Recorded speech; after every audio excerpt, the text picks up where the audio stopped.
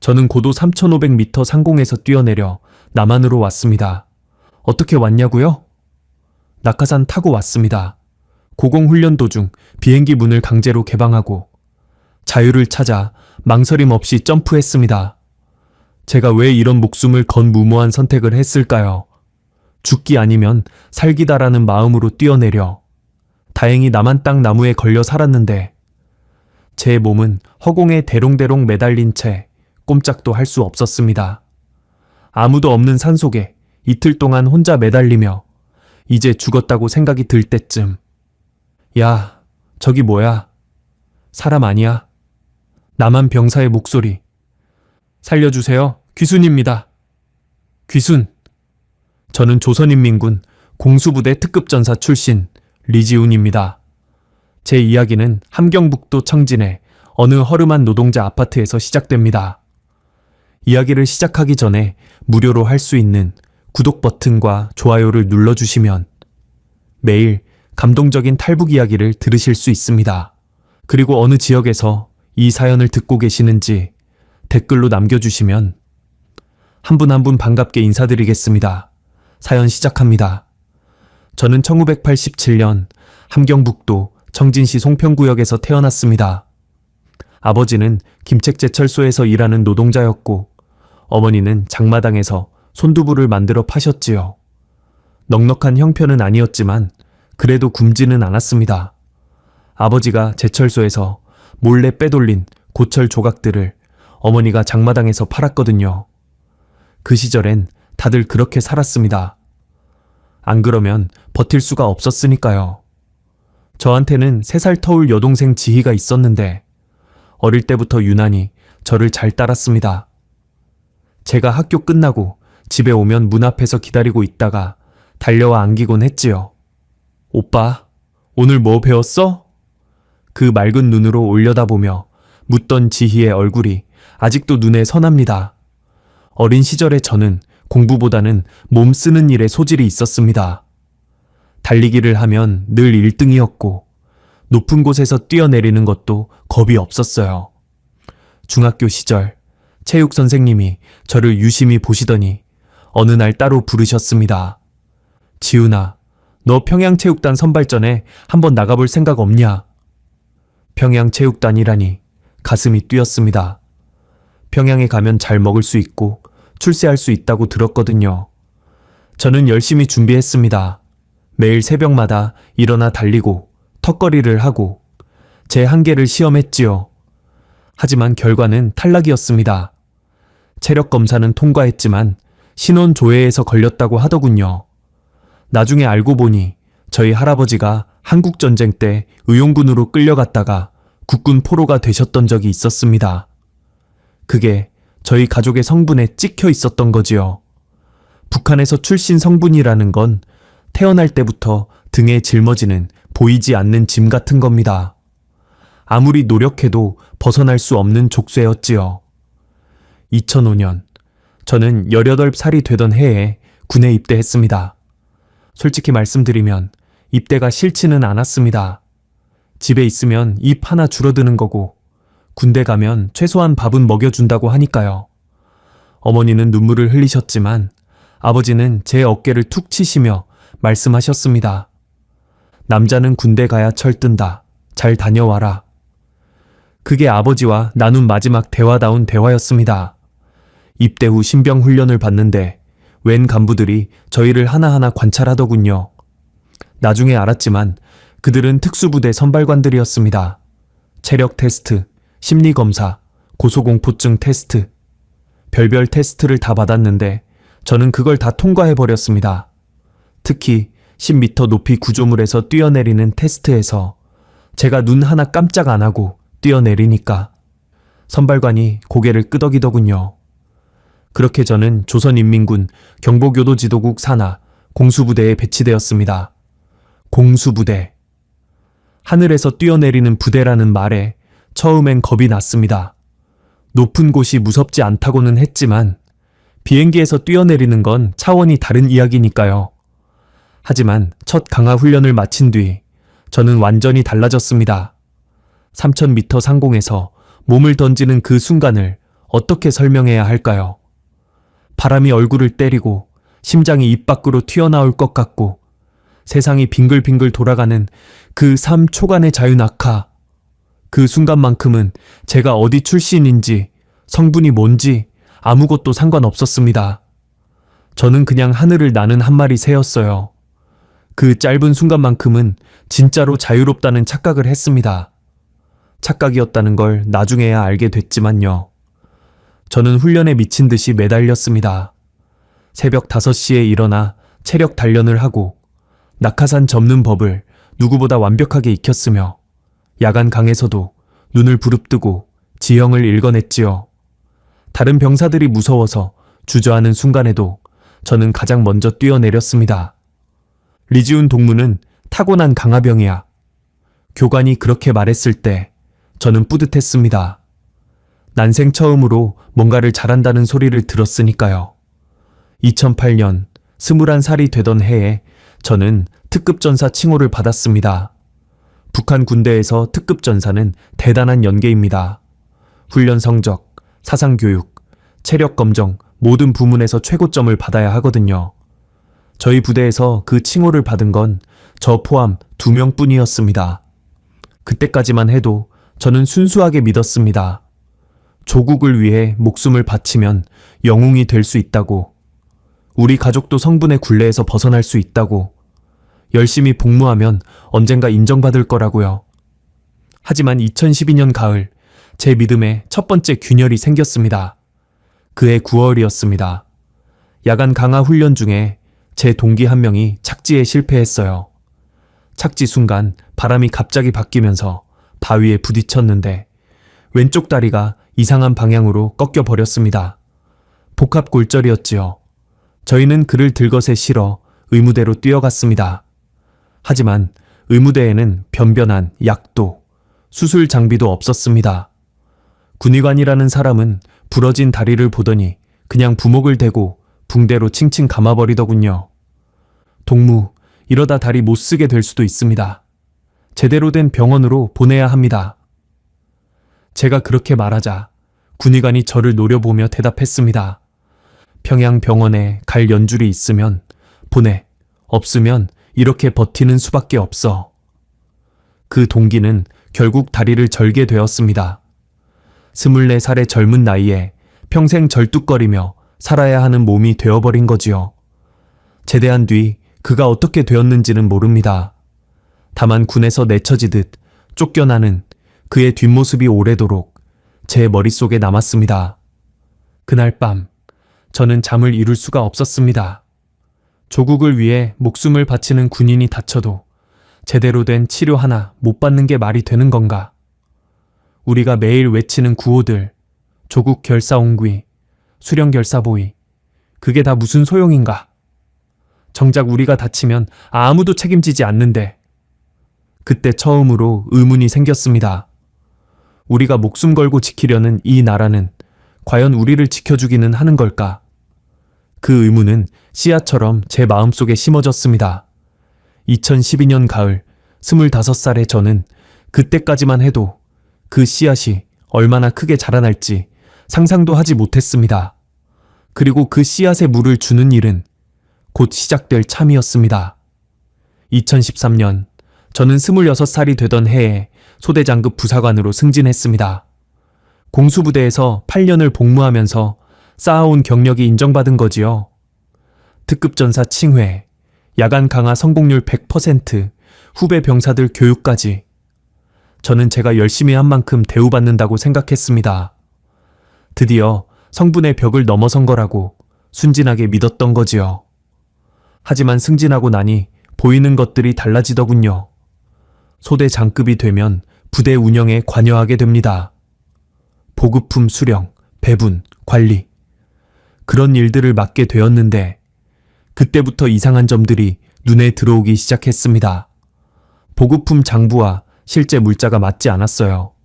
장부에는 겨울 방한복 50벌이 들어왔다고 적혀 있는데 실제로 병사들에게 나눠주는 건 30벌뿐이었습니다. 나머지 20벌은 어디로 갔느냐고요? 대대장 관사로 실려갔습니다. 연대장 관사로도 갔고요. 간부들 가족들이 입을 옷이 되어버린 거지요. 군량미도 마찬가지였습니다. 병사들 배급은 하루 700g인데 실제로 밥을 지어보면 500g도 안 나왔어요. 빠진 쌀은 간부들 집으로 갔습니다. 어떤 간부는 그 쌀을 장마당에 내다 팔아서 중국산 가전제품을 사들이더군요. 저는 그걸 보고도 아무 말도 할 수 없었습니다. 리지훈 동무, 세상 돌아가는 게 원래 그래. 너도 좀 있으면 알게 될 거야. 선임 부사관이 제게 그렇게 말했을 때 저는 고개를 끄덕일 수밖에 없었습니다. 항의했다가는 제가 오히려 문제아가 될 테니까요. 충성스러운 군인은 묻지 않고 따르는 법이라고 그렇게 배웠으니까요. 그런데 입을 다물고 있어도 눈까지 감을 수는 없었습니다. 병사들은 겨울에 얇은 내복 하나로 버티면서 훈련을 받았고 배고파서 훈련 중에 쓰러지는 일도 있었습니다. 저도 그런 시절을 겪었기에 그 고통을 알았지요. 하지만 간부들은 따뜻한 방에서 고깃국을 먹으며 요즘 병사들은 정신력이 약해 라고 한심하다는 듯 말하더군요. 이게 내가 목숨 걸고 지키려는 나라인가? 그 의문이 점점 커져갔습니다. 하지만 결정적인 균열은 2014년 겨울에 찾아왔습니다. 그해 12월, 저는 오랜만에 휴가를 받아 고향 청진으로 내려갔습니다. 거의 3년 만에 귀향이었지요. 기차를 타고 꼬박 이틀을 달려 청진역에 내렸을 때 저는 가슴이 두근거렸습니다. 아버지 얼굴, 어머니 얼굴, 그리고 많이 컸을 여동생 지희 얼굴을 빨리 보고 싶었거든요. 하지만 집에 도착한 저를 맞이한 건 제가 상상했던 것과는 전혀 다른 풍경이었습니다. 문을 열고 들어서는데 아버지가 부엌에서 나오셨어요. 그런데 아버지의 오른손이 이상했습니다. 검지, 중지, 약지. 세 손가락이 없었어요. 손가락이 있어야 할 자리에 흉터만 울퉁불퉁하게 남아있더군요. 아버지, 그 손이... 저는 말을 잇지 못했습니다. 아버지는 담담하게 대답하셨어요. 작년에 제철소에서 사고가 났다. 아병이의 손이 말려 들어갔어. 아병이 사고. 제철소에서는 흔한 일이라고 들었습니다. 안전장치도 제대로 없고 노후한 기계를 억지로 돌리니까 사고가 끊이지 않는다고요.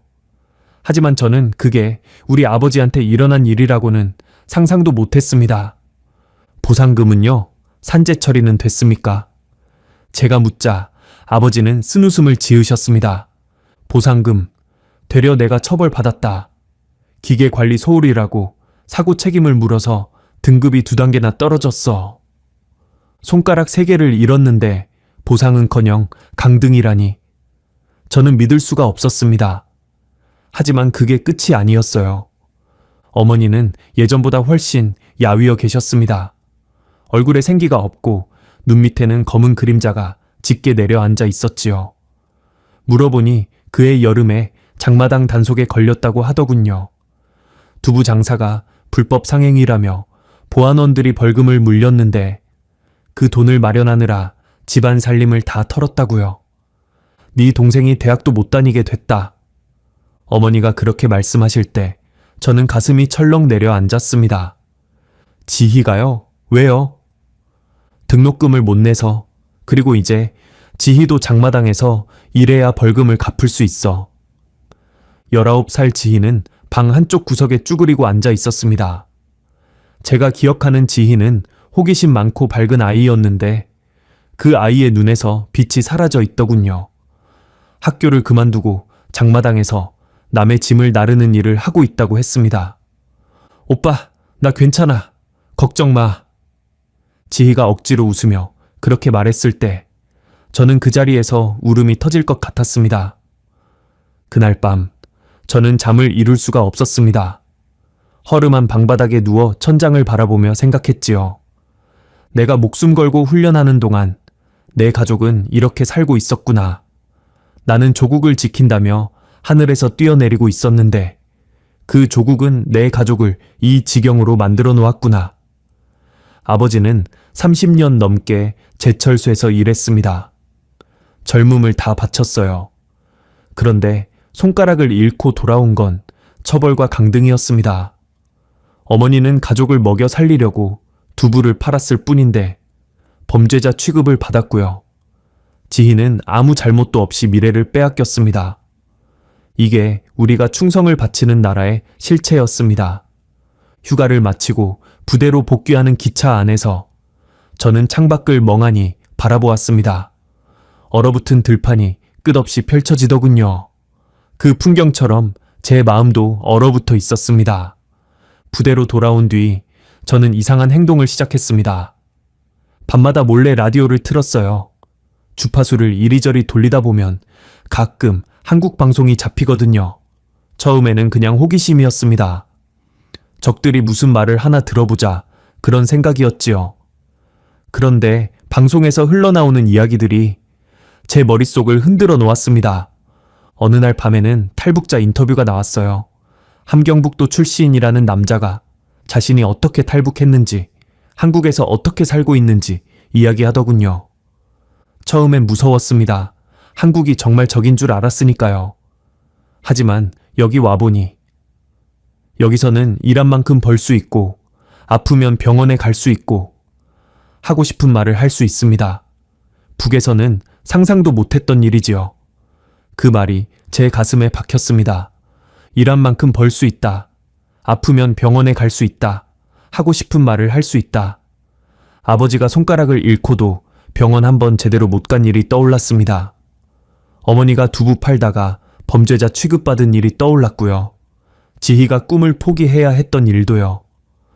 그날 이후로 저는 매일 밤 한국 방송을 들었습니다. 뉴스도 듣고 노래도 듣고 탈북자들의 증언도 들었지요. 들으면 들을수록 내가 배운 것들이 거짓말이었다는 걸 알게 되었습니다. 한국이 굶주리는 지옥이라고 배웠는데 방송에서 들려오는 건 풍요로운 사회의 이야기였어요. 한국 사람들이 미제의 노예라고 배웠는데 그들은 자유롭게 살고 있었습니다. 물론 무서웠습니다. 라디오 청취가 발각되면 어떻게 되는지 저도 잘 알았으니까요. 정치 범수용 소행이지요. 하지만 멈출 수가 없었습니다. 진실을 알아버린 사람은 다시 눈을 감을 수가 없거든요. 그렇게 2015년 봄이 왔습니다. 그해 4월의 어느 날이었습니다. 아침 점호 시간에 갑자기 보위부 요원들이 부대로 들이닥쳤어요. 병사들을 전부 집합시키더니 그중 한 명을 지목했습니다. 박준혁. 저와 같은 해에 입대해서 8년을 함께 훈련한 전우였습니다. 강화 훈련 때 서로 낙하산을 점검해주던 사이였고 밤에 몰래 고향 이야기를 나누던 친구였지요. 저한테는 부대에서 유일하게 속마음을 털어놓을 수 있는 사람이었습니다. 박준혁, 앞으로 나와. 보위부 요원의 목소리가 훈련장에 울려 퍼졌습니다. 준혁이가 굳은 얼굴로 앞으로 걸어 나갔어요. 요원이 준혁이 앞에 서더니 큰 소리로 읽어 내려갔습니다. 박준혁은 적의 라디오 방송을 청취하여 사상적으로 변질되었으며 이는 조국과 수령에 대한 명백한 배신 행위이다. 제 심장이 얼어붙었습니다. 준혁이가 한국 라디오를 들었다고요? 저도 듣고 있었는데 만약 준혁이가 저를 공범으로 지목하면 하지만 준혁이는 끝까지 입을 열지 않았습니다. 끌려가면서도 저를 쳐다보지 않더군요. 마치 저를 보호하려는 것처럼. 준혁이가 보위부 차량에 실려가는 모습을 저는 멍하니 지켜볼 수밖에 없었습니다. 2달 뒤에 소식이 들려왔어요. 요덕 정치범수용소로 보내졌다고. 그날 밤 저는 라디오를 붙잡고 벌벌 떨었습니다. 다음은 나일 수도 있다. 언제든 저 차에 실려갈 수 있다. 준혁이처럼 어느 날 갑자기 끌려가서 다시는 하늘을 볼 수 없게 될 수도 있다. 공포가 저를 짓눌렀습니다. 하지만 동시에 이상한 결심이 생기더군요. 이렇게 살다가 끌려가느니 차라리 탈출하자. 이 지옥에서 벗어나자. 목숨을 걸더라도. 그때부터 저는 진지하게 탈북을 생각하기 시작했습니다. 하지만 어떻게? 공수부대원이 탈북한다는 게 가능하기는 한 건가? 중국 국경까지 가려면 수백 킬로미터를 이동해야 하는데 군인 신분으로 그게 가능할까? 매일 밤 고민했습니다. 탈출로를 머릿속에 그려보았지요. 하지만 뾰족한 수가 떠오르지 않았습니다. 그러던 어느 날 부대에 새로운 훈련 명령이 하달되었습니다. 남쪽 접경 지역 상공에서의 고공강화 훈련. 그 명령을 듣는 순간 제 머릿속에 번개가 치디듯 하나의 생각이 스쳤습니다. 하늘에서 뛰어내리는 건 내가 세상에서 가장 잘하는 일이다. 만약 남쪽 상공에서 뛰어내린다면 미친 생각이었습니다. 하지만 그 미친 생각이 제 머릿속에서 떠나지 않았습니다. 2016년 봄, 준혁이에 대한 소식이 들려왔습니다. 요덕 정치범수용소 완전 통제구역에 수감되었다고 하더군요. 완전 통제구역이 뭔지 아십니까? 한번 들어가면 절대 나올 수 없는 곳입니다. 석방도 없고 사면도 없어요. 그곳에서 죽을 때까지 강제 노동을 하다가 아무도 모르게 사라지는 겁니다. 준혁이는 저보다 1살 어렸습니다. 28살이었지요. 고향이 평안남도 순천이었는데 어머니가 편찮으셔서 휴가 때마다 고향에 내려가곤 했어요. 착한 친구였습니다. 누구보다 성실했고 훈련도 열심히 했고 동료들한테 친절했지요. 그런 사람이 라디오를 들었다는 이유 하나로 인생이 끝나버린 겁니다. 소식을 듣고 며칠 동안 밥이 넘어가지 않았습니다. 준혁이 얼굴이 자꾸 떠올랐어요. 끌려가면서도 저를 쳐다보지 않던 그 눈빛. 저를 지켜주려고 끝까지 입을 다문 거였겠지요. 제가 같이 라디오를 들었다는 걸 알면서도 말이에요. 그 친구 덕분에 제가 아직 여기 있는 건데 저는 그 친구를 위해 아무것도 할 수가 없었습니다. 그게 너무 괴로웠습니다. 그리고 깨달았지요. 다음은 나라는 걸. 언제 누가 저를 고발할지 모릅니다. 보이부는 눈과 귀가 어디에나 있으니까요. 오늘 웃으며 인사하는 동료가 내일 저를 밀고 할 수도 있어요. 아니, 이미 누군가 저를 감시하고 있을지도 모릅니다. 매일 밤 잠들기가 무서웠습니다. 새벽에 문을 박차고 들어오는 발소리가 들릴 것만 같았어요. 준혁이처럼 끌려가서 다시는 하늘을 볼 수 없게 될 거라는 생각에 식은땀이 났습니다. 그렇게 불안에 떨며 지내던 2016년 5월, 부대의 중요한 명령이 하달되었습니다. 올해 하반기 남조선 접경 지역 상공에서 고공강화 훈련을 실시한다. 제1단계 훈련은 8월, 제2단계는 9월, 최종 훈련은 10월에 진행한다. 남조선 침투 작전 대비 훈련이라고 했습니다. 유사시 특수부대원들이 낙하산으로 남한 후방에 침투하는 상황을 가정한 훈련이지요. 저희 부대는 그런 훈련을 정기적으로 받아왔는데 이번엔 규모가 컸습니다. 연대 전체가 참가하는 대규모 훈련이었어요. 그 명령을 듣는 순간 제 머릿속에서 무언가가 번쩍였습니다. 남쪽 접경 지역 상공, 휴전선 근처 하늘.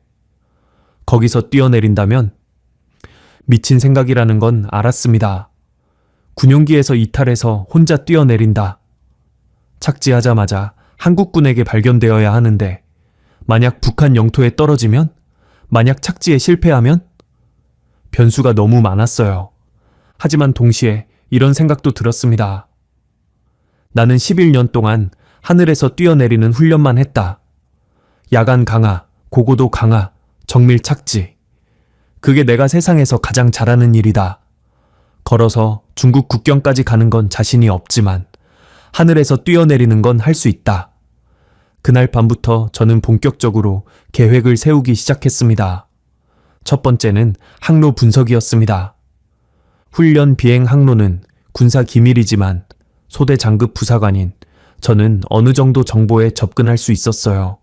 과거 훈련 기록들을 살펴보면서 비행기가 어떤 경로로 이동하는지, 어느 지점에서 휴전선에 가장 가까워지는지 분석했습니다. 계산해보니 비행기가 황해도 상공을 지날 때 군사분계선에서 북쪽으로 약 5km 지점까지 접근하더군요. 거기서 뛰어내려서 남쪽으로 활공하면 이론상 한국 땅에 착지할 수 있었습니다. 이론상으로요. 실제로는 바람 고도, 강하 속도 등 수많은 변수가 있었지요. 두 번째는 낙하산 점검이었습니다. 제 목숨이 달린 일이니까요. 낙하산에 조금이라도 문제가 있으면 끝입니다. 저는 제가 사용할 낙하산을 직접 점검하고 정비했습니다. 캐노피 천에 찢어진 곳은 없는지, 줄이 엉킨 곳은 없는지, 개폐 장치는 제대로 작동하는지 매일 밤 몰래 점검했어요. 정비병한테 들키면 의심받을 수 있으니까 조심해야 했습니다. 왜 자기 낙하산을 직접 만지느냐고 물으면 내 목숨이 달린 건데 남한테 맡기겠냐 고 대답했지요. 다행히 그걸 이상하게 여기는 사람은 없었습니다. 세 번째는 체력 관리였습니다. 뛰어내리는 건 시작일 뿐이에요. 착지한 뒤에 살아남아야 합니다. 어디에 떨어질지 모르고 얼마나 걸어야 할지도 모르니까요. 저는 평소보다 더 열심히 체력 단련을 했습니다. 새벽마다 달리고 턱걸이를 하고 무거운 배낭을 메고 산을 탔지요. 동료들은 제가 더 열심히 훈련하는 걸 보고 칭찬했습니다. 리지운 동무는 역시 모범이야. 그들은 제가 왜 그러는지 몰랐겠지요. 그리고 네 번째, 가장 어려운 문제가 있었습니다. 가족이었습니다. 제가 탈북하면 어떻게 될까요? 저 혼자 처벌받는 게 아닙니다. 북한에서는 한 사람이 반역하면 3대가 처벌받아요. 아버지, 어머니, 지희까지 전부 정치범수용소로 끌려갈 겁니다. 제가 자유를 얻는 대가로 제 가족은 지옥에 떨어지는 거지요. 그 생각을 할 때마다 가슴이 찢어지는 것 같았습니다. 어떻게 해야 할까? 가족을 위해 포기해야 하나? 이대로 살다가 준혁이처럼 끌려가는 게 나은 건가? 며칠 밤을 뜬 눈으로 지새웠습니다. 결론이 나지 않았어요. 그러던 어느 날 밤, 문득 아버지의 얼굴이 떠올랐습니다. 손가락 3개를 잃고도 담담하게 웃으시던 그 얼굴. 아버지는 30년 넘게 이 나라에 충성했지만 돌아온 건 처벌뿐이었지요. 어머니의 야윈 얼굴도 떠올랐습니다. 가족을 먹여 살리려고 두부를 팔다가 범죄자가 된 어머니. 지희의 눈에서 사라진 빛도요. 그리고 깨달았습니다. 이대로 있어도 가족은 이미 고통받고 있다. 내가 여기 남아 있어도 가족을 지킬 수 없다. 하지만 내가 탈북에 성공하면 언젠가 가족을 구할 수 있을지도 모른다. 한국에는 탈북자들을 돕는 단체가 있다고 들었습니다. 돈을 벌어서 브로커를 고용하면 가족을 데려올 수 있다고도 했어요. 희박한 가능성이지만 그래도 가능성은 가능성이니까요. 그렇게 결심했습니다. 내가 성공하면 반드시 가족을 데려오겠다. 얼마나 걸리든 어떤 일이 있어도 실패하면 어차피 죽는 건 나 혼자다. 가족한테는 훈련 중 사고사로 통보될 테니 최소한 반역자 가족이라는 낙인은 피할 수 있다. 결심을 하고 나니 마음이 조금 편해졌습니다. 물론 완전히 편해진 건 아니에요. 죄책감은 여전했지요. 하지만 적어도 방향은 정해졌습니다. 2016년 9월, 저는 마지막 휴가를 신청했습니다.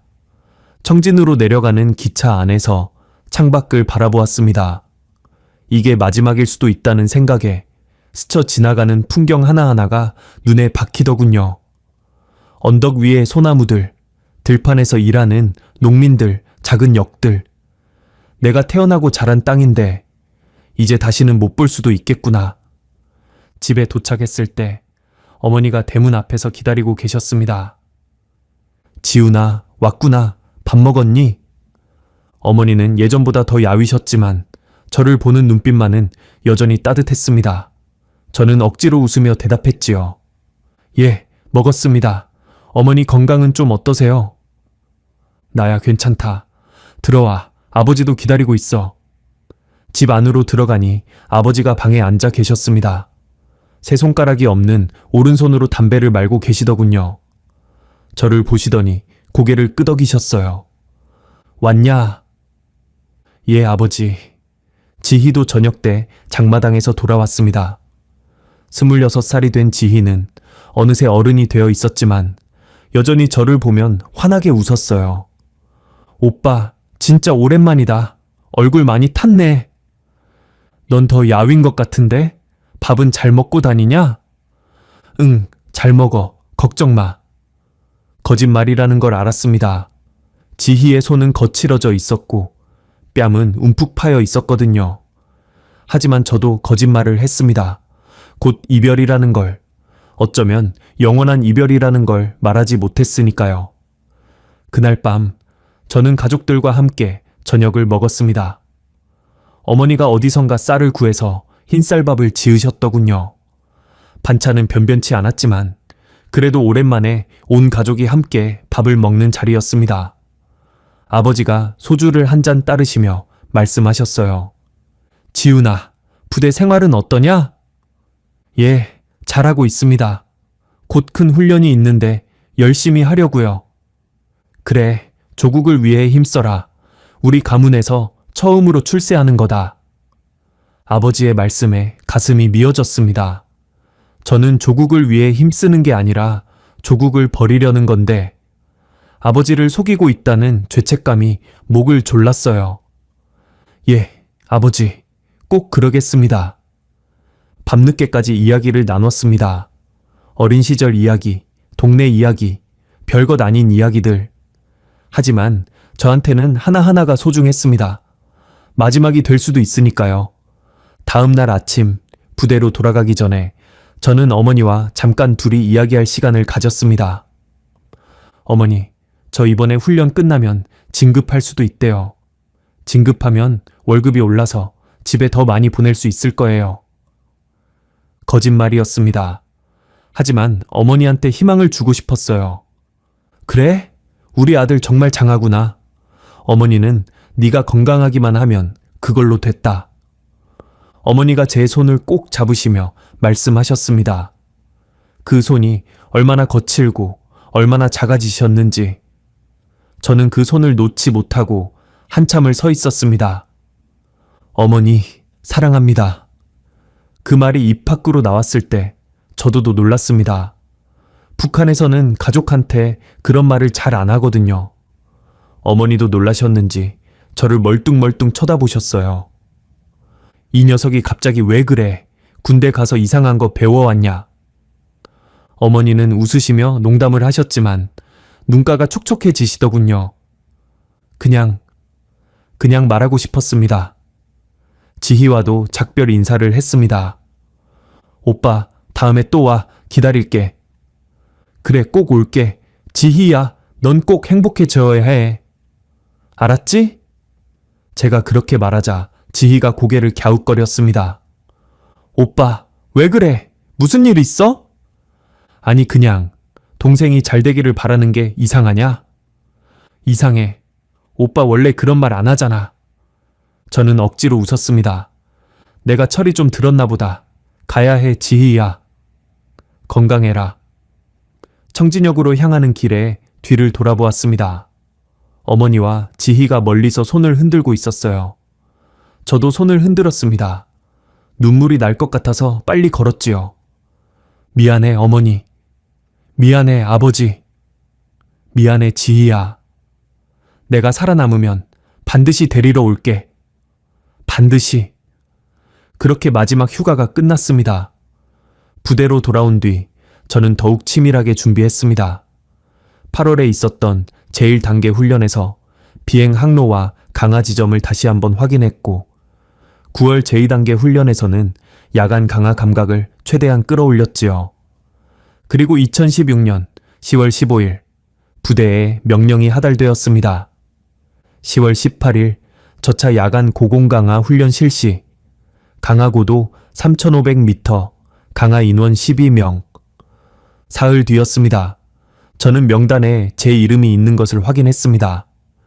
7번째 강화 순서, 심장이 미친 듯이 뛰었습니다. 드디어 왔구나. 이게 마지막 기회다. 그날 밤 저는 침상에 누워 천장을 바라보았습니다. 사흘 뒤면 모든 게 결정됩니다. 살든 죽든 성공하든 실패하든 두려웠습니다. 솔직히 말하면 무서워서 미칠 것 같았어요. 하지만 뒤돌아갈 수는 없었습니다. 준혁이의 얼굴이 떠올랐습니다. 요덕 수용소, 어딘가에서 죽어가고 있을 그 친구. 나도 저렇게 끝날 순 없다. 가족의 얼굴도 떠올랐습니다. 어머니의 거친 손, 아버지의 쓴웃음, 지희의 야윈 뺨. 내가 성공해야 그들을 구할 수 있다. 사흘만 버티면 된다. 저는 눈을 감았습니다. 그리고 속으로 되뇌었지요. 하늘이여, 제발. 하늘에서 뛰어내리는 건 제가 세상에서 가장 잘하는 일입니다. 제발, 딱 한 번만 도와주십시오. 2016년 10월 18일. 그날은 제 인생에서 가장 긴 하루였습니다. 아침에 눈을 떴을 때부터 심장이 이상하게 뛰더군요. 평소와 다름없이 기상해서 아침 점호를 받고 훈련 준비를 하고 장비를 점검했습니다. 하지만 머릿속은 온통 한 가지 생각뿐이었어요. 오늘 밤이다. 오늘 밤 모든 게 결정된다. 낮 동안 저는 최대한 평범하게 행동하려고 애썼습니다. 동료들과 웃으며 이야기도 나누고 점심도 먹고 장비도 점검했지요. 하지만 밥이 목으로 넘어가지 않았습니다. 억지로 삼켰어요. 체력을 유지해야 하니까. 저녁이 되자 부대가 술렁거리기 시작했습니다. 야간 고공강화 훈련은 늘 긴장되는 훈련이거든요. 칠흑 같은 어둠 속에서 3,000m가 넘는 상공에서 뛰어내리는 건 아무리 베테랑이라도 긴장되는 일입니다. 밤 9시, 저희는 비행장으로 이동했습니다. 활주로에는 인류신 수송기가 대기하고 있었습니다. 프로펠러가 천천히 돌아가며 굉음을 내고 있었지요. 저는 그 비행기를 바라보며 생각했습니다. 저 비행기가 나를 자유로 데려다 줄 것인가? 아니면 죽음으로 데려다 줄 것인가? 12명의 대원이 한 줄로 서서 탑승을 기다렸습니다. 저는 7번째였어요. 앞에 6명, 뒤에 5명. 모두 저와 함께 수년간 훈련한 동료들이었습니다. 그중 몇몇은 제게 말을 걸었어요. 지훈 동무, 오늘 컨디션 어때? 괜찮아. 너는? 나도 괜찮아. 바람이 좀 세다던데 조심해야겠어. 평범한 대화. 하지만 저한테는 평범하지 않았습니다. 이 사람들과 나누는 마지막 대화일 수도 있으니까요. 밤 10시, 수송기가 이륙했습니다. 엔진 소리가 귀를 찢을 듯이 울렸습니다. 기체가 활주로를 달리다가 떠오르는 순간 저는 눈을 감았어요. 이제 돌아갈 수 없다. 비행기가 땅을 떠난 순간부터 제 운명은 정해진 거였습니다. 수송기 안은 어둡고 추웠습니다. 희미한 적색 조명만이 대원들의 얼굴을 비추고 있었지요. 모두들 긴장한 표정이었습니다. 저도 마찬가지였고요. 비행기가 고도를 높여갔습니다. 귀가 멍해지고 기압이 낮아지면서 숨쉬기가 조금 힘들어졌어요. 저는 깊게 심호흡을 했습니다. 침착해야 해. 침착해야 성공한다.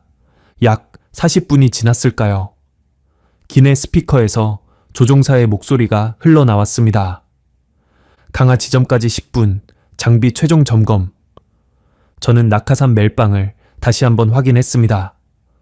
주 낙하산 정상, 예비 낙하산 정상, 개폐 장치 정상.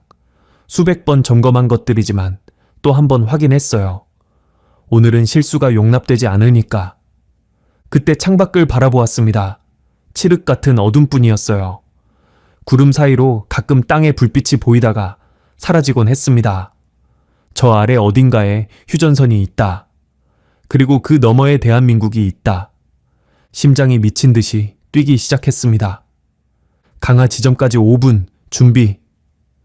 대원들이 일어섰습니다. 저도 일어났지요. 줄을 서서 화물 도어 쪽으로 이동했습니다. 찬바람이 도어 틈새로 스며들어왔어요. 저는 머릿속으로 계산했습니다. 현재 고도 3,500m. 현재 위치는 황해도 상공. 예정대로라면 비행기가 휴전선에서 북쪽으로 약 5km 지점을 지날 때 강화 명령이 떨어집니다. 제 순서는 7번째니까 6번째 대원이 뛰어내린 직후에 제가 뛰면 돼요. 하지만 저는 7번째로 뛰지 않을 겁니다. 비행기가 휴전선에 가장 가까워지는 순간 순서에 상관없이 뛰어내릴 거예요. 강화 지점까지 2분. 긴장감이 최고조에 달했습니다. 대원들의 숨소리가 거칠어졌어요. 저도 마찬가지였습니다. 손바닥에 땀이 흥건했지요.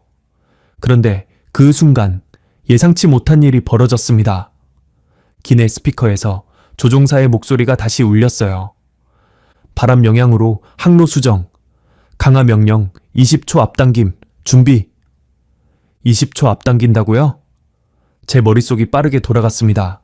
20초 앞당기면 강화 지점이 달라져요. 원래 계획했던 지점보다 북쪽에서 뛰게 되는 겁니다. 휴전선에서 더 멀어진다는 뜻이지요. 어떻게 해야 하지? 계획대로 가야 하나? 아니면 수정해야 하나? 순간적으로 판단해야 했습니다. 지금이 아니면 영영 기회는 없다. 그 생각이 번개처럼 스쳤습니다. 다음 훈련이 언제 있을지 모릅니다. 아니, 다음 훈련 전에 제가 준혁이처럼 끌려갈 수도 있어요. 지금 뛰어야 해. 지금. 강하게 시? 명령이 떨어지자마자 첫 번째 대원이 뛰어내렸습니다. 두 번째, 세 번째. 대원들이 차례로 어둠 속으로 사라져갔어요. 저는 대열에서 이탈했습니다. 앞에 있던 대원들을 제치고 화물도어 쪽으로 뛰어갔어요. 뒤에서 누군가가 소리쳤습니다. 리지훈, 뭐 하는 거야? 대답하지 않았습니다. 대답할 시간이 없었어요. 저는 화물도어 옆에 있는 비상개폐 레버를 붙잡았습니다. 원래 이 레버는 비상시에만 사용하는 거예요. 함부로 당기면 안 되는 겁니다. 하지만 저한테는 지금이 비상 상황이었습니다. 온 힘을 다해 레버를 당겼습니다. 쾅! 굉음과 함께 화물도어가 열렸습니다. 영하 30도의 바람이 기내로 쏟아져 들어왔어요. 모두가 비명을 질렀습니다. 저도 얼굴이 칼로 베이는 것 같았지요. 하지만 멈추지 않았습니다. 열린 도어 앞에 섰습니다.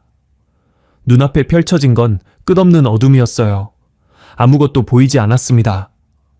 그냥 검은색, 칠흑 같은 밤하늘, 뒤에서 누군가가 제 팔을 붙잡았습니다. 리지훈, 미쳤어? 돌아와! 저는 그 손을 뿌리쳤습니다. 그리고 돌아보지 않고 외쳤어요. 조국이여, 안녕? 몸을 던졌습니다. 그 순간을 어떻게 설명해야 할까요? 발밑에서 비행기가 사라지고 제 몸이 허공에 내던져지는 느낌. 심장이 입 밖으로 튀어나올 것 같았습니다. 바람이 온몸을 때렸어요. 귀가 찢어질 것 같은 굉음이 들렸고 눈을 뜰 수가 없었습니다. 자유낙하. 3500m 상공에서 칠흑 같은 어둠 속으로 떨어지고 있었습니다. 1초, 2초, 3초. 저는 속으로 숫자를 세었습니다. 너무 일찍 낙하산을 펴면 적에게 발각될 수 있고 너무 늦게 펴면 땅에 부딪혀 죽습니다. 계산대로라면 2000m 고도에서 펴야 해요. 4초, 5초, 6초. 바람소리 속에서 뒤쪽 어딘가에서 고함 소리가 들리는 것 같았습니다. 하지만 금세 바람에 묻혀 사라졌어요.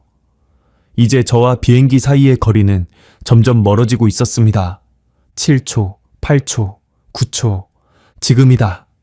저는 가슴 앞에 있는 개폐 고리를 힘껏 당겼습니다. 펑! 주 낙하산이 펼쳐지면서 제 몸이 급격하게 감속되었습니다. 어깨와 허벅지에 엄청난 충격이 왔어요. 하지만 아프지 않았습니다. 아니, 아팠는지 안 아팠는지도 몰랐습니다. 그냥 살아있다는 것, 낙하산이 제대로 펴졌다는 것, 그 사실만이 중요했으니까요. 하얀 캐노피가 머리 위에서 펼쳐졌습니다. 저는 고개를 들어 그걸 바라보았어요. 별빛도 없는 밤하늘에 하얗게 펼쳐진 낙하산. 그게 그렇게 아름다울 수가 없었습니다. 처음으로 진짜 자유를 느꼈습니다. 11년 동안 수백 번 하늘에서 뛰어내렸지만 이렇게 느껴본 적은 없었어요. 예전에는 자유롭다는 착각이었다면 지금은 진짜 자유였습니다. 아무도 저를 조종하지 않았어요. 아무도 저한테 명령하지 않았습니다. 저는 제 의지로 뛰어내렸고 제 의지로 하늘을 날고 있었습니다. 바람이 저를 남쪽으로 밀어주었습니다. 저는 낙하산 줄을 조작해서 최대한 남쪽으로 활공했어요. 조금이라도 더 남쪽으로, 조금이라도 더 휴전선 가까이. 그때 아래를 내려다보았습니다. 칠흑 같은 어둠이었습니다. 불빛 하나 없는 검은 땅. 산인지 들판인지도 구분이 안 되었어요. 그냥 끝없는 어둠뿐이었습니다. 그런데 저 멀리 남쪽 수평선 너머로 무언가가 보였습니다. 불빛이었습니다. 희미하게 반짝이는 불빛들, 점점이 흩어진 빛의 무리. 그게 뭔지 저는 바로 알 수 있었습니다. 저기다. 저기가 대한민국이다. 저도 모르게 눈물이 흘렀습니다. 바람에 눈물이 얼어붙었지만 계속 흘렀어요. 멈출 수가 없었습니다. 저 불빛들, 저 작은 불빛들 하나하나가 자유롭게 살아가는 사람들의 삶이었습니다. 두부를 팔아도 잡혀가지 않는 사람들, 라디오를 들어도 끌려가지 않는 사람들, 손가락을 잃어도 제대로 된 치료를 받을 수 있는 사람들. 저도 저기 가면 그렇게 살 수 있을까요? 낙하산에 매달린 차에 남쪽을 향해 내려가면서 저는 계속 그 불빛들을 바라보았습니다. 조금만 더 가면 돼. 하지만 땅이 점점 가까워지고 있었습니다. 아래를 보니 울창한 숲이었어요. 산악지대. 착지하기 좋은 평지는 보이지 않았습니다. 바람아, 제발 조금만 더 남쪽으로 밀어다오. 저는 간절히 빌었습니다. 하지만 바람은 제 뜻대로 불어주지 않았어요. 오히려 갑자기 방향이 바뀌면서 저를 숲 한가운데로 끌고 갔습니다. 안 돼. 저기 떨어지면 안 돼. 숲이 빠르게 다가왔습니다. 거대한 소나무들이 어둠 속에서 손을 뻗는 것 같았어요. 저는 낙하산 줄을 잇는 힘껏 당겨 방향을 바꾸려 했지만 이미 늦었습니다. 나뭇가지들이 저를 덮쳤습니다. 퍽! 찢어지는 소리, 꺾이는 소리. 낙하산이 나뭇가지에 걸리고 제 몸이 이리저리 부딪혔습니다. 얼굴이 긁히고 팔이 꺾이고 갈비뼈에 충격이 왔어요. 비명을 지를 틈도 없었습니다. 그리고 멈췄습니다. 정신을 차려보니 저는 거대한 소나무 꼭대기에 매달려 있었습니다. 낙하산 줄이 굵은 가지에 엉켜서 제 몸을 공중에 매단 채로 멈춰 있었어요. 아래를 내려다보았습니다. 아찔했습니다. 지상까지 약 15m. 뛰어내리면 죽습니다. 아니, 죽지 않더라도 다리가 부러지고 그러면 이 깊은 산속에서 아무도 모르게 죽어갈 겁니다. 저는 여기가 북한인지 남한인지도 몰랐습니다. 휴전선을 넘었는지 못 넘었는지 아무것도 확실하지 않았어요. 하지만 한 가지는 확실했습니다. 일단 살아남아야 한다. 저는 나뭇가지를 붙잡고 버티기 시작했습니다. 손이 떨렸지만 놓지 않았어요. 놓으면 끝이니까. 저 멀리 남쪽의 불빛들이 여전히 보였습니다. 손을 뻗으면 닿을 것 같은데 실제로는 까마득히 먼 불빛들. 저기까지 가야 해. 저는 이를 악물었습니다. 반드시 저기까지 가야 해. 청취자 여러분, 나무 위에서 이틀을 버틴다는 게 어떤 건지 아십니까? 저는 압니다. 제 몸으로 직접 겪었으니까요. 10월 18일 밤, 저는 소나무 꼭대기에 매달린 채 첫 번째 밤을 맞이했습니다. 낙하산 줄이 굵은 가지에 엉켜서 제 몸을 공중에 매달아 놓은 상태였지요. 아래를 내려다보면 15m 아래로 검은 땅이 보였습니다. 뛰어내리면 죽는 높이였어요. 처음에는 줄을 풀어보려고 했습니다. 어둠 속에서 더듬더듬 매듭을 찾아 손을 움직였지요. 하지만 줄이 너무 단단하게 엉켜 있었어요. 칼이 있으면 자를 수 있었을 텐데 칼은 강화전에 압수당했습니다. 특수부대원이 개인 무기를 소지하는 건 금지되어 있거든요. 방법이 없었습니다. 줄을 풀 수도 없고 뛰어내릴 수도 없고 저는 그냥 매달려 있을 수밖에 없었어요. 밤 공기가 점점 차가워졌습니다. 10월 말 강원도 산골의 밤은 영하로 떨어지거든요. 바람이 불 때마다 온몸이 얼어붙는 것 같았습니다. 이가 딱딱 부딪히고 손끝이 저려왔어요. 저는 낙하산 천을 끌어당겨 몸을 감쌌습니다. 나일론 천이라 보온이 잘 되지는 않았지만 바람이라도 막아야 했으니까요. 그렇게 웅크린 채 첫 번째 밤을 버텼습니다. 잠이 올 리가 없었지요. 눈을 감으면 떨어질 것 같았고 눈을 뜨면 끝없는 어둠뿐이었습니다. 저는 밤새 나뭇가지를 붙잡고 있었어요. 손에 힘을 풀면 죽는다고 계속 되뇌면서. 첫째 날 10월 19일 아침이 밝았습니다. 햇빛이 숲 사이로 스며들자 비로소 주변이 보이기 시작했어요. 울창한 소나무 숲이었습니다. 사방이 전부 나무였지요. 인적이라고는 전혀 없었습니다. 길도 안 보이고 집도 안 보이고 그냥 끝없는 산림뿐이었어요. 여기가 어디지? 북한인가? 남한인가? 아무리 둘러봐도 알 수가 없었습니다. 휴전선을 넘었는지 못 넘었는지 확인할 방법이 없었어요. 낮이 되자 배가 고파지기 시작했습니다. 마지막으로 먹은 게 어제 저녁이었는데 그것도 긴장해서 제대로 못 먹었거든요. 목도 말랐습니다. 물이 없었어요. 나무잎에 맺힌 이슬이라도 핥아볼까 했지만 손이 닿지 않았습니다. 그때 하늘에서 소리가 들려왔습니다. 헬기 소리였어요. 윙윙거리는 프로펠러 소리가 점점 가까워졌습니다. 저는 심장이 덜컥 내려앉았어요. 북한 헬기인가? 추격조가 온 건가? 저는 본능적으로 몸을 숨겼습니다. 낙하산 천으로 온몸을 감싸고 나뭇가지 사이에 최대한 몸을 웅크렸지요. 숨도 죽였어요. 헬기가 저를 발견하면 끝이니까. 헬기 소리가 머리 위를 지나갔습니다. 한 번, 두 번, 세 번. 숲 위를 선회하는 것 같았어요. 저를 찾는 건가? 아니면 그냥 정찰 비행인가? 한참을 그렇게 웅크리고 있었습니다. 30분쯤 지났을까요? 헬기 소리가 점점 멀어지더니 사라졌습니다. 저는 그제야 숨을 내쉬었어요. 살았다. 일단 살았다. 하지만 안심할 수는 없었습니다. 북한 헬기였는지 한국 헬기였는지 알 수 없었거든요. 만약 북한 헬기였다면 지상 추격조가 올 수도 있었습니다. 저는 계속 긴장한 채로 주변을 살폈어요. 낮 동안 몇 번 더 헬기 소리가 들렸습니다. 그때마다 저는 몸을 숨기고 숨을 죽였지요. 소리를 내면 안 됐어요. 여기가 북한인지 남한인지 모르는 상황에서 함부로 나서면 안 됐습니다. 그렇게 첫째 날 낮이 지나갔습니다. 해가 지기 시작하자 기온이 급격히 떨어졌습니다. 어젯밤보다 더 추운 것 같았어요. 바람도 더 세게 불었고요. 저는 낙하산천을 더 단단히 감쌌지만 소용이 없었습니다. 추위가 뼛속까지 파고들었어요. 손끝의 감각이 사라지기 시작했습니다. 처음에는 저렸는데 나중에는 아예 아무것도 안 느껴지더군요. 발끝도 마찬가지였어요.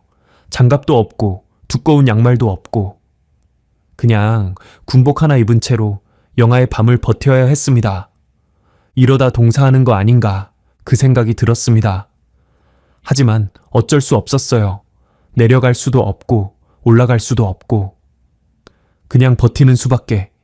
둘째 날 10월 20일 아침 눈을 떴을 때 제 몸 상태가 심상치 않다는 걸 알았습니다. 온몸에 힘이 없었어요. 팔을 들어 올리는 것도 힘들었습니다. 목이 타들어가는 것 같았고 머리가 띵했지요. 탈수 증상이었습니다. 이틀 가까이 물 한 모금 못 마셨으니까요. 손을 내려다보니 시퍼렇게 변해 있었습니다. 동상이었어요. 손가락을 구부려 보려 했는데 잘 움직이지 않더군요. 발도 마찬가지였습니다. 감각이 없었어요. 이대로 있으면 죽겠구나. 그 생각이 명확하게 들었습니다. 누군가 저를 발견해 주지 않으면 저는 이 나무 위에서 죽을 겁니다. 얼어 죽거나 굶어 죽거나 탈수로 죽거나 어느 쪽이든 죽음이었지요. 그런데 이상한 일이 벌어지기 시작했습니다. 환각이 보이기 시작한 거예요. 처음에는 나뭇가지 사이로 사람 얼굴이 보이는 것 같았습니다. 눈을 비비고 다시 봤지만 아무것도 없었어요. 그런데 또 보였습니다. 이번에는 더 선명하게. 어머니였습니다. 어머니가 나무 아래에서 저를 올려다보고 계셨어요. 걱정스러운 얼굴로 저를 부르고 계셨습니다. 지은아, 괜찮니? 내려와, 어서 내려와. 어머니. 저는 대답하려고 했지만 목소리가 나오지 않았습니다. 목이 너무 말라서 말을 할 수가 없었어요. 어머니의 모습이 사라졌습니다. 대신 다른 얼굴이 보였어요. 지희였습니다. 여동생 지희가 나무 아래에서 웃고 있었습니다. 어릴 때 모습 그대로 밝은 눈으로 저를 올려다보며 말했어요. 오빠, 힘내. 조금만 더 버텨. 오빠는 할 수 있어. 지희야. 눈물이 흘렀습니다. 얼어붙은 뺨 위로 따뜻한 눈물이 흘러내렸어요. 지희의 모습이 점점 흐려지더니 사라졌습니다. 환각이었던 거지요.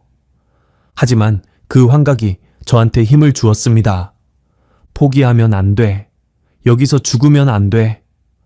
어머니와 지희를 다시 만나려면 살아남아야 해. 저는 이를 악물었습니다. 그리고 결심했어요. 내려가자. 어떻게든 내려가자. 줄을 풀 수는 없지만 나뭇가지를 타고 내려갈 수는 있을 것 같았습니다. 위험하지만 이대로 매달려 있다가 죽는 것보다는 나았어요. 저는 천천히 움직이기 시작했습니다. 먼저 낙하산 줄을 최대한 늘렸습니다. 몸에 여유가 생기자 옆에 있는 굵은 가지를 붙잡을 수 있었어요. 가지를 잡고 몸을 끌어당겨 발을 다른 가지에 올렸습니다. 조금씩 낮은 가지로 옮겨갔습니다. 손바닥이 찢어졌습니다. 거친 나무 껍질에 피부가 벗겨지고 피가 흘렀어요. 하지만 멈출 수 없었습니다. 손을 놓으면 떨어지니까요. 한 가지, 두 가지, 세 가지. 얼마나 내려왔을까요? 1시간, 2시간? 시간 감각이 없었습니다. 그냥 앞에 보이는 가지를 잡고 발을 옮기고 또 잡고 또 옮기고 그것만 반복했어요. 어느 순간 힘이 빠지기 시작했습니다. 팔에 힘이 들어가지 않았어요. 손가락이 펴지면서 가지를 놓칠 것 같았습니다. 안 돼, 조금만 더. 이를 악물고 버텼습니다. 하지만 몸이 말을 듣지 않았어요. 결국 저는 더 이상 내려가지 못하고 멈춰야 했습니다. 처음 위치에서 약 5m쯤 내려온 것 같았어요. 지상까지는 아직 10m 정도 남아 있었습니다. 더 이상은 못 가겠다. 저는 나뭇가지에 몸을 기댄 채 눈을 감았습니다. 이제 정말 끝인가? 여기서 죽는 건가? 그때였습니다. 숲 아래에서 소리가 들려왔어요. 처음에는 바람소리인 줄 알았습니다. 하지만 아니었어요. 발소리였습니다. 여러 명이 걸어오는 발소리, 그리고 목소리가 들렸습니다. 한국어였어요. 북한 말투가 아니라 분명한 남한 말투. 야, 이쪽으로 와봐. 뭔가 이상해. 뭐가? 저기 나무 위에 뭐 걸린 거 아냐? 저거 봐. 심장이 멈추는 것 같았습니다. 한국군이다. 한국군이 왔다. 저는 있는 힘을 다해 소리쳤습니다. 목이 말라서 제대로 된 소리가 나오지 않았지만 어떻게든 소리를 냈어요. 살려주세요. 아래에서 웅성거리는 소리가 들렸습니다. 뭐야? 사람이야? 잠깐, 손전등 비춰봐. 환한 불빛이 제 얼굴을 비췄습니다. 눈이 부셔서 제대로 볼 수가 없었어요. 하지만 저는 계속 외쳤습니다. 귀순입니다. 저 북에서 왔습니다. 아래에서 경악한 목소리가 들렸습니다. 뭐? 북에서? 미친, 저거 낙하산이잖아. 낙하산 타고 온 거야. 군인들이 소란스럽게 움직이는 소리가 들렸습니다. 무정위에서 지직거리는 소리가 났어요. 누군가가 급하게 보고하는 목소리. 본부. 이쪽 좌표에서 귀순자 발견, 낙하산 탈북자로 추정, 지원 요청. 저는 그 소리를 들으며 눈물을 흘렸습니다. 해냈다. 드디어 해냈다. 여기가 남한이었습니다. 저는 휴전선을 넘은 거였어요. 이틀을 나무 위에서 버틴 끝에 드디어 대한민국 땅에 도착한 겁니다. 손전등 불빛 너머로 군인들의 얼굴이 보였습니다. 4명이었어요. 모두 경악한 표정으로 저를 올려다보고 있었습니다. 그 눈빛에는 놀라움과 함께 뭔가 연민 같은 게 담겨 있었어요. 저기요, 괜찮아요? 조금만 기다려요. 지금 구조대 부를게요. 한 군인이 저를 향해 소리쳤습니다. 그 목소리가 얼마나 따뜻하게 들렸는지 모릅니다. 적의 말이 아니었어요. 저를 해치려는 사람들의 말이 아니었습니다. 저를 도우려는 사람들의 말이었지요. 저는 대답할 힘도 없이 그냥 울었습니다. 뜨거운 눈물이 볼을 타고 흘러내렸습니다. 이틀 동안 참았던 모든 것들이 한꺼번에 터져 나왔어요. 공포, 고통, 외로움, 그리고 안도감. 모든 감정이 뒤섞여서 눈물이 되어 쏟아졌습니다. 살았다. 나는 살았다. 나무 위에서 내려다본 손전등 불빛이 흐릿하게 번져 보였습니다. 눈물 때문이었지요. 하지만 그 불빛은 제가 태어나서 본 그 어떤 빛보다 눈부셨습니다. 그 뒤로 무슨 일이 있었는지 솔직히 기억이 또렷하지 않습니다. 나무 위에서 한국군에게 발견된 뒤 저는 거의 정신을 잃었거든요. 어렴풋이 기억나는 건 사람들이 분주하게 움직이는 소리, 로프가 나무를 타고 올라오는 소리, 누군가가 저를 붙잡아 내려주는 감촉 정도였습니다. 나중에 들은 이야기로는 산악구조대가 출동해서 저를 나무에서 내렸다고 하더군요. 제 몸 상태가 너무 안 좋아서 현장에서 헬기를 불렀다고 합니다.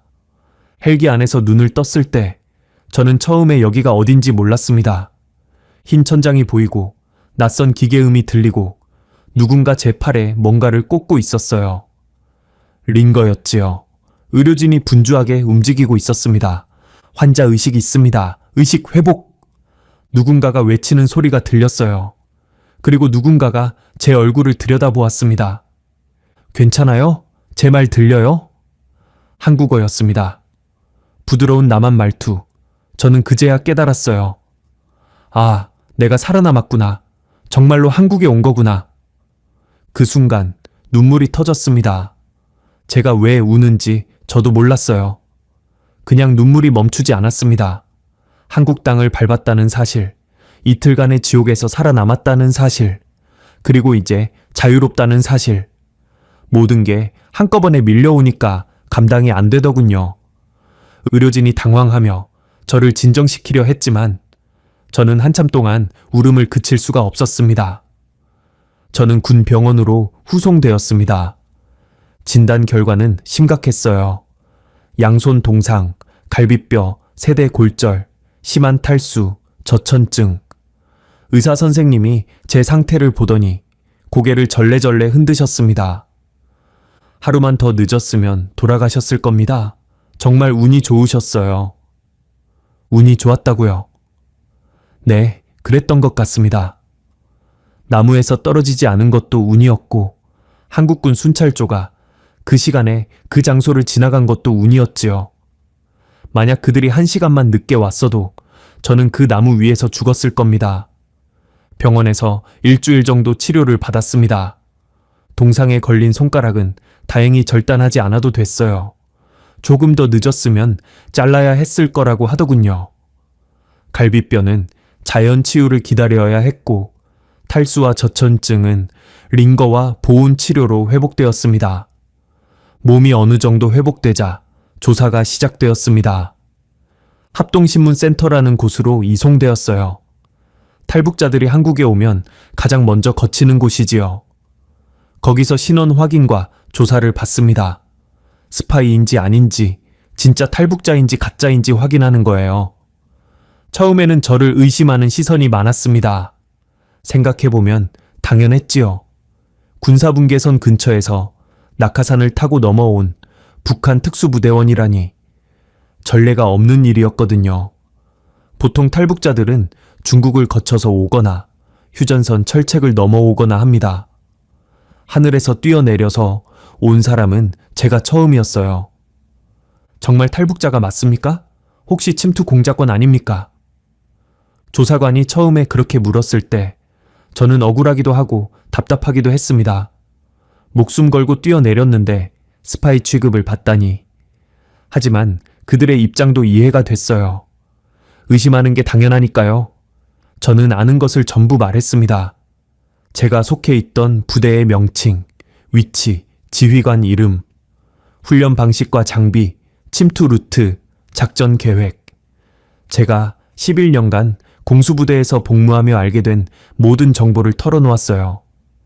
며칠에 걸쳐 조사가 이어졌습니다. 제 진술을 하나하나 확인하는 작업이었지요. 시간이 지나면서 조사관들의 태도가 조금씩 바뀌기 시작했습니다. 의심의 눈초리가 점점 누그러졌어요. 제 진술이 모두 사실로 확인되었거든요. 제가 말한 부대가 실제로 존재했고, 지휘관 이름도 맞았고, 훈련 방식도 한국군이 파악하고 있던 정보와 일치했습니다. 제가 스파이였다면 그렇게 상세하고 정확한 정보를 가지고 있을 리가 없었지요. 어느 날 조사관 한 분이 저한테 이런 질문을 했습니다. 리지훈 씨, 한 가지 궁금한 게 있습니다. 예, 말씀하세요. 왜 그런 위험한 방법을 선택했습니까? 중국으로 넘어가는 게 더 안전하지 않았습니까? 많은 탈북자들이 그 루트를 이용하는데. 저는 잠시 생각했습니다. 왜 하늘에서 뛰어내렸을까? 왜 걸어서 가지 않았을까? 대답은 간단했습니다. 저는 11년간 하늘에서 뛰어내리는 훈련만 했습니다. 조사관이 고개를 갸웃거렸어요. 그게 무슨 뜻입니까? 걷는 건 자신이 없었습니다. 중국 국경까지 수백 킬로미터를 걸어가고 브로커를 만나고 몇 개월에 걸쳐 제3국을 거쳐 한국에 오는 것. 저는 그런 거 해본 적이 없습니다. 아마 중간에 잡혔을 거예요.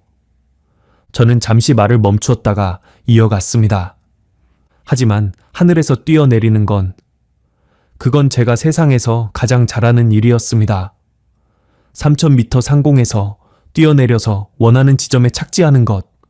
그건 제가 11년간 매일 연습한 일이거든요. 제가 가진 유일한 능력으로 탈출하고 싶었습니다. 조사관이 한참 저를 바라보더니 고개를 끄덕였습니다. 그렇군요. 이해했습니다. 그 뒤로 조사관들의 태도가 많이 부드러워졌어요. 저를 더 이상 의심하지 않는 것 같았습니다. 조사가 거의 끝나갈 무렵 제가 가장 두려워하던 소식이 들려왔습니다. 북한에서의 반응이었어요. 제 탈북은 북한군에 큰 충격을 주었다고 합니다. 특수부대원이 훈련 중에 탈주해서 남한으로 넘어갔다니, 그것도 낙하산을 타고. 전례가 없는 일이었거든요. 북한 보위부가 발칵 뒤집혔다고 하더군요. 그리고 제 가족이 체포되었다는 소식이 들려왔습니다. 아버지, 어머니, 지희, 세 사람 모두 보위부에 끌려갔다고 했습니다. 어디로 보내졌는지는 알 수 없었어요. 정치 범수용소일 수도 있고 다른 곳일 수도 있고 확실한 건 아무것도 없었습니다. 그 소식을 들었을 때 저는 아무 말도 할 수 없었습니다. 알고 있었어요. 제가 탈북하면 가족이 처벌받을 거라는 걸. 각오하고 뛰어내렸어요. 하지만 막상 현실이 되니까 견딜 수가 없었습니다. 그날 밤부터 악몽이 시작되었습니다. 꿈에서 어머니가 보였어요. 수용소 어딘가에서 강제노동을 하고 계셨습니다. 야윈 얼굴로 저를 바라보시며 말씀하셨지요. 지훈아, 왜 그랬니? 왜 우리를 버리고 갔니? 지희도 보였습니다. 눈에서 빛이 사라진 얼굴로 저를 원망하는 눈빛으로 쳐다보았어요. 오빠, 나 믿었는데 오빠가 날 버렸어. 깨어나면 온몸이 땀에 젖어 있었습니다. 심장이 미친 듯이 뛰었고 숨을 쉴 수가 없었어요. 그런 악몽이 매일 밤 반복되었습니다.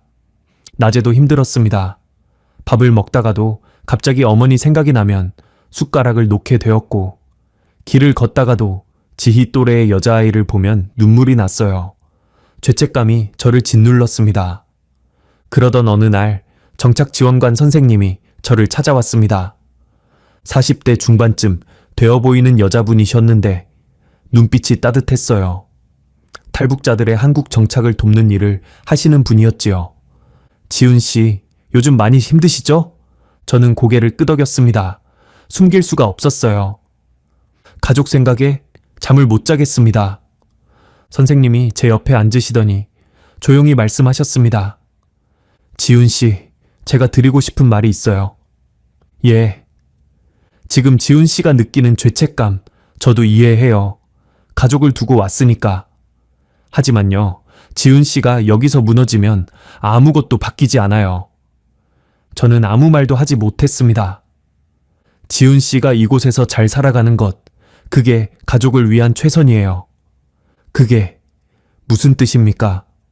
지훈 씨가 여기서 성공하면 언젠가 가족을 도울 수 있는 날이 올지도 몰라요. 통일이 될 수도 있고, 다른 방법이 생길 수도 있고, 하지만 지훈 씨가 여기서 주저앉으면 그 가능성마저 사라지는 거예요. 선생님의 말씀이 가슴에 박혔습니다. 그리고요, 지훈 씨 가족은 지훈 씨가 이렇게 괴로워하는 걸 원하지 않을 거예요. 아들이, 오빠가 자유로운 세상에서 행복하게 사는 거, 그게 가족이 진짜 바라는 거 아닐까요? 눈물이 흘렀습니다. 선생님 말씀이 맞았어요. 어머니는 분명 이렇게 말씀하실 거예요. 지훈아, 엄마 걱정 말고 잘 살아라. 지희도 그럴 거예요. 오빠, 나 걱정 마. 오빠가 행복하면 돼. 감사합니다, 선생님. 저는 고개를 숙이며 말했습니다. 선생님이 제 등을 토닥여 주셨어요. 천천히 하면 돼요, 지훈 씨. 여기서 새로 시작하는 거예요. 그 뒤로 저는 조금씩 마음을 다잡기 시작했습니다. 악몽은 여전했지만 낮에는 최대한 열심히 살려고 노력했어요. 한국 생활에 적응하기 위한 교육을 받고 새로운 것들을 배웠습니다. 2017년 3월, 저는 하나원을 수료했습니다. 하나원은 탈북자들이 한국 사회에 적응할 수 있도록 교육받는 곳이에요. 한국어 표현, 경제관념, 사회규범 같은 것들을 배우지요. 저는 거기서 3개월간 교육을 받았습니다. 수료식 날, 저희는 강당에 모였습니다. 앞에는 커다란 태극기가 걸려 있었어요. 저는 그 태극기를 바라보았습니다. 북한에서는 인공기 앞에서 수없이 맹세를 했었지요. 수령님께 충성을 다하겠습니다. 진심이 아닌 맹세를 억지로 외치면서. 하지만 오늘은 달랐습니다. 태극기 앞에 서서 손을 가슴에 얹었을 때 저는 처음으로 진심을 담아 맹세할 수 있었습니다. 나는 대한민국 국민으로서 새로운 삶을 시작한다. 과거에 나는 죽었고 오늘부터 새로운 내가 태어난다. 눈을 감았습니다. 어머니, 아버지, 지희야. 기다려. 내가 반드시 잘 살아서 언젠가 다시 만날 수 있는 날을 만들게. 태극기의 빨간색과 파란색이 눈앞에 아른거렸습니다. 새로운 삶이 시작되고 있었습니다. 하나원을 수료한 뒤 저한테는 여러 제안이 들어왔습니다. 방송국에서 연락이 왔어요. 낙하산 타고 탈북한 특수부대원이라니 이야깃거리가 된다면서요. 출연료도 꽤 된다고 했습니다. 강연 제안도 있었고 취업 알선도 있었지요. 탈북자 지원 단체에서 일해보지 않겠느냐는 이야기도 들었습니다. 고마운 제안들이었어요. 하지만 저는 전부 거절했습니다. 제가 원하는 건 딱 하나였거든요. 다시 하늘에서 뛰고 싶습니다. 정착 지원관 선생님이 제 말을 듣고 눈을 동그랗게 뜨셨어요. 하늘에서요? 그게 무슨 말이에요? 군대에 다시 가고 싶습니다. 특수부대예요. 낙하산 부대. 선생님이 한참 저를 바라보셨습니다. 황당하다는 표정이었지요. 지훈 씨, 그건 쉽지 않을 거예요. 탈북민이 한국군 특수부대에 들어간다? 그런 전례가 없어요. 알고 있었습니다. 전례가 없다는 거. 하지만 저는 포기할 수 없었어요. 하늘에서 뛰어내리는 것. 그게 제가 가진 유일한 능력이었습니다. 11년간 그것만 하면서 살았어요. 그걸 포기하고 다른 일을 한다는 건 저한테는 저 자신을 포기하는 것과 같았습니다. 저는 11년간 하늘에서 뛰어내리는 훈련만 했습니다. 그게 제가 할 수 있지 않는 전부예요. 다른 건 잘 모르겠습니다. 하지만 하늘에서 뛰는 건 자신 있습니다. 선생님이 한숨을 쉬셨어요. 하지만 제 눈을 보시더니 고개를 끄덕이셨습니다. 알겠어요. 방법을 알아볼게요. 쉽지 않겠지만 한번 해볼게요. 그렇게 긴 여정이 시작되었습니다. 탈북민이 대한민국 군 특수부대에 입대하는 건 정말로 전례가 없는 일이었어요. 보안 문제, 신원 문제, 법적 문제. 넘어야 할 산이 한두 개가 아니었습니다. 수많은 심사와 검증이 이어졌습니다. 신원 조회를 또 받았고, 심리 검사도 받았고, 체력 테스트도 받았지요. 면접도 여러 번 봤습니다. 왜 특수부대에 가고 싶은지, 진심인지, 믿을 수 있는 사람인지. 같은 질문을 수십 번 받았어요. 저는 매번 같은 대답을 했습니다. 하늘에서 뛰어내리는 건 제가 세상에서 가장 잘하는 일입니다. 그 능력으로 대한민국에 보답하고 싶습니다. 1년이 넘게 걸렸습니다. 포기하고 싶을 때도 있었어요. 안 되는 건가? 역시 전례가 없으니까 안 되는 건가? 그런 생각이 들 때마다 저는 이를 악물었습니다. 포기하면 끝이다. 여기서 멈추면 나는 평생 하늘을 올려다보기만 해야 한다. 그리고 2018년 봄, 드디어 연락이 왔습니다. 리지훈 씨, 축하합니다. 특수전사령부 특별 채용이 승인되었습니다.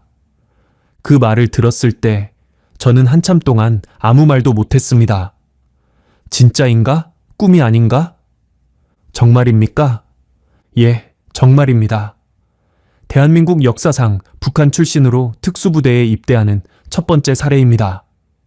저는 전화기를 붙잡고 울었습니다. 또 울었어요. 한국에 와서 참 많이 울었네요. 2018년 5월, 저는 대한민국 육군 특수전사령부에 입대했습니다. 처음에는 쉽지 않았어요. 의심의 눈초리가 따라다녔거든요. 저 사람 북한에서 온 거래. 특수부대 출신이었다면서? 스파이 아냐? 믿을 수 있는 거야? 등 뒤에서 수군거리는 소리가 들렸습니다. 대놓고 저를 피하는 사람도 있었고 불편하게 쳐다보는 사람도 있었지요. 상처받지 않았다면 거짓말일 겁니다. 하지만 저는 말로 대응하지 않았습니다. 행동으로 보여주기로 했어요. 훈련에서 항상 선두를 달렸습니다. 누구보다 먼저 일어나고 누구보다 늦게 잠들었어요. 체력 테스트에서 늘 상위권을 유지했고 사격 훈련에서도 좋은 성적을 냈습니다. 특히 낙하산 훈련에서는 제가 독보적이었지요. 11년 경력은 어디 가지 않더군요. 교관들도 제 실력을 인정했습니다. 리지훈, 넌 타고났어. 어디서 그렇게 배웠냐? 북한에서요? 그렇게 대답하면 다들 웃었습니다. 어색한 웃음이었지만 그래도 웃음이었어요. 시간이 지나면서 동료들의 태도가 바뀌기 시작했습니다. 후배들이 저한테 조언을 구하러 오기 시작했어요.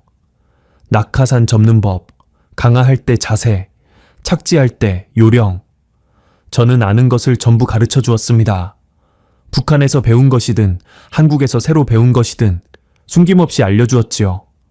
지훈 선임, 고맙습니다. 선임 덕분에 강화가 무섭지 않아졌어요. 후배가 그렇게 말했을 때 저는 진심으로 기뻤습니다. 내가 이곳에서 쓸모있는 사람이 되어가고 있구나. 2023년, 저는 부사관으로 진급했습니다. 입대한 지 5년 만이었어요. 빠른 편은 아니었지만 늦은 편도 아니었습니다. 무엇보다 제가 이곳에서 인정받았다는 증거였지요. 진급 후 얼마 지나지 않아 저는 처음으로 한국군 낙하산을 타고 하늘에서 뛰어내렸습니다. 그 전까지는 지상 훈련만 했거든요. 보안 문제도 있었고 저를 완전히 신뢰하기까지 시간이 필요했던 것 같습니다. 하지만 진급 후에는 달랐어요. 드디어 하늘로 올라갈 수 있게 되었습니다. 그날을 잊을 수가 없습니다. 수송기에 탑승했을 때 심장이 두근거렸어요. 7년 만이었거든요. 7년 전 저는 이 하늘에서 뛰어내려 자유를 찾았습니다. 그리고 오늘 같은 하늘에서 다시 뛰어내립니다. 강화 준비. 명령이 떨어졌습니다.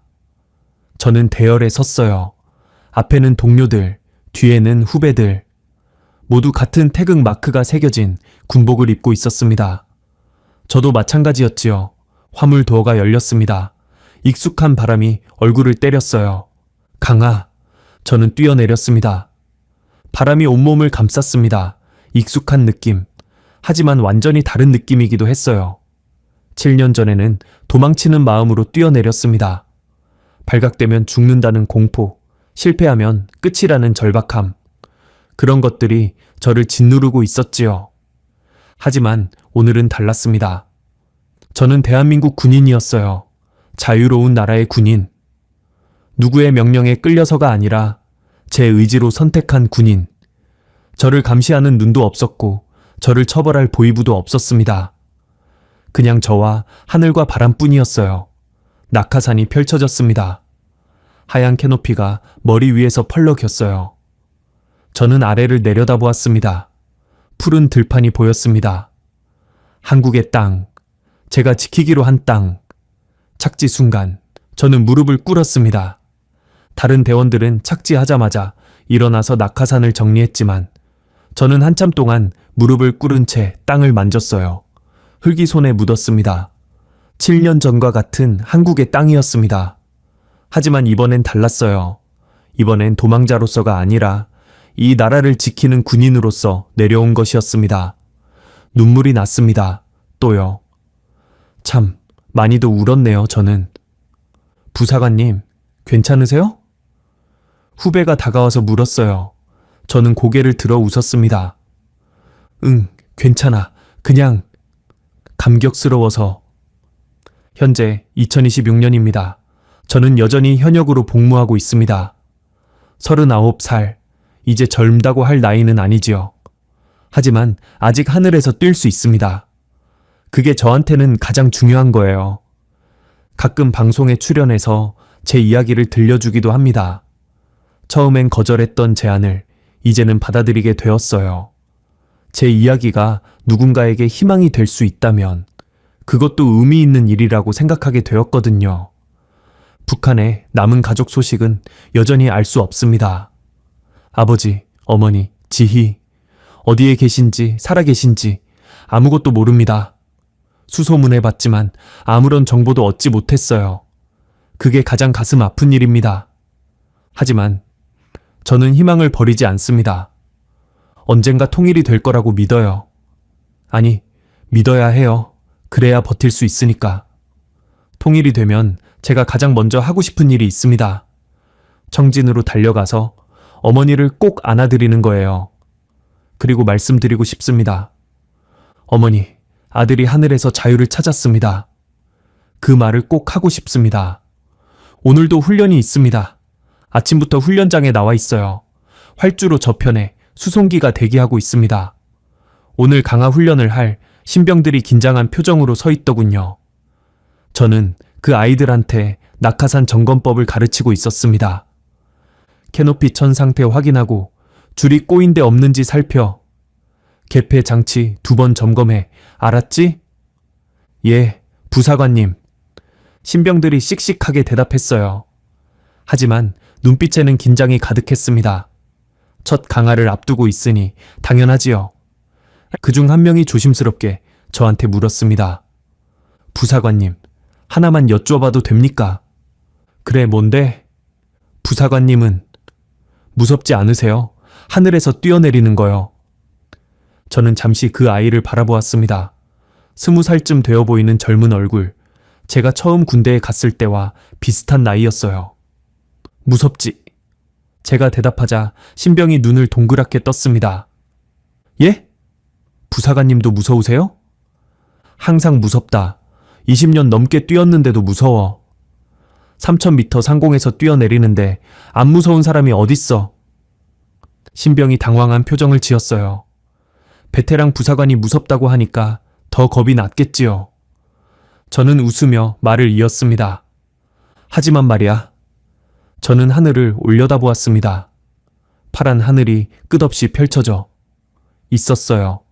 구름 한 점 없는 맑은 하늘. 저 하늘은 나에게 자유를 줬어. 신병이 고개를 갸웃거렸습니다. 자유요? 그래. 나는 저 하늘에서 뛰어내려서 자유를 찾은 사람이야. 두려움보다 더 큰 게 자유라는 걸 나는 알거든. 저는 신병의 어깨를 툭 쳤습니다. 너도 뛰어내리면 알게 될 거야. 무섭지만 그래도 뛰어내리면 세상에서 가장 자유로운 순간이 찾아와. 신병이 고개를 끄덕였습니다.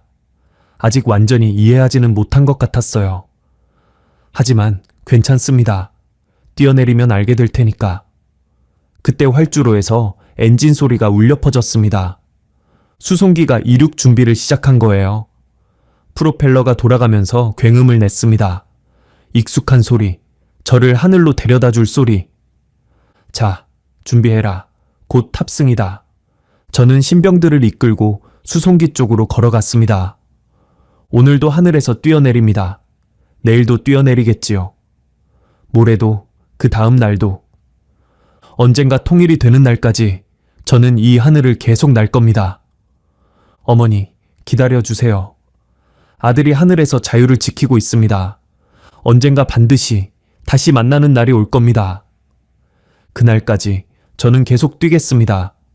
지금까지 제 이야기를 들어주셔서 감사합니다. 저는 낙하산을 타고 하늘에서 뛰어내려 대한민국에 온 리지훈입니다. 만약 이 방송을 듣고 계신 분 중에 지금 힘든 상황에 계신 분이 있다면 이 말씀을 드리고 싶습니다. 포기하지 마세요. 아무리 높은 곳에서 뛰어내려도 낙하산이 펼쳐지면 살 수 있습니다. 아무리 깊은 어둠 속에 있어도 버티면 언젠가 빛이 보입니다. 두려움보다 더 큰 게 있습니다. 그건 자유입니다. 여러분 모두 자유로운 하늘 아래에서 행복하시길 바랍니다. 감사합니다.